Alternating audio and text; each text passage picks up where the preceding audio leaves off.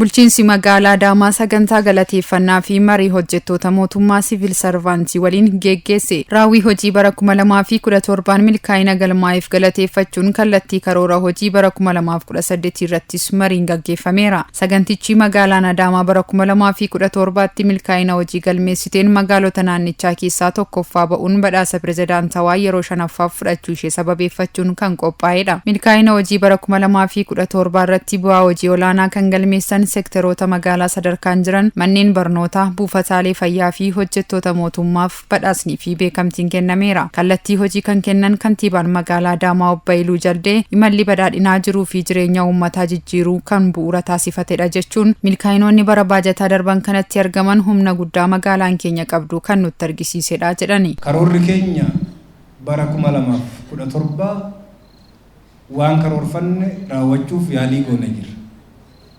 Imalli badhaadhinaa lakkoofsa oli jiruuf jireenya hawaasa keenya, jiruuf jireenya qonnaan bulaa keenya, jiruuf jireenya waliigala uummata keenya jijjiiruu irratti xiyyeeffatedha.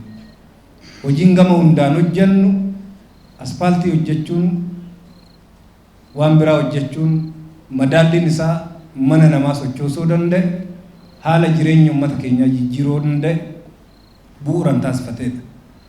Raawwii keenya bara 2017 kan addeessa taasisu magaalli Adaamaa caalmaan oomishuu eegaluu ishii kan irraa barannedha. Rakkoolee bara dheeraa turan hiikuun akka danda'amu yoo hojjetan iccitiin jijjiirama waan hundaa addunyaa kanaa harka isaanii akka ture nus yoo hojjenne rakkoolee kuufaman baay'ee ce'uu akka dandeenyu kan irraa barannedha. Raawwiin keenya isa agarsiisa.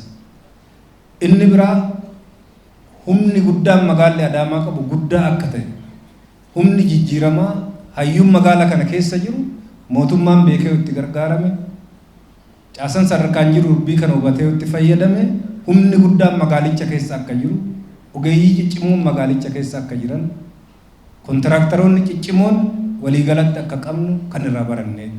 Cimnaa fi hanqina raawwii bara darbeerraa barachuudhaan ka'umsa karoora bara 2018 keessatti qabachuun hojjechuu qabna jechuunis dubbataniiru. Dabalataanis inisheetivii babal'isuu, hojii magaalomsuu, bu'uuraalee misoomaa rakkoo hawaas dinagdee hiikan ijaaruu, aadaa hojii hawaasaa jijjiiruu, kenna tajaajilaa fooyyessuu fi alseerummaa dhabamsiisuun bara itti aanutti toora hojii xiyyeeffannoo olaanaadhaan hojjetamuu qabu akka ta'es dhaamaniiru. Karoora itti aanuun jijjiirama bu'uuraa itti fiduu qabnu seeraan alummaa kamuu ofii irraa bilisa taane Adaamaa keessatti seeraan alummaa dhabamsiisudha.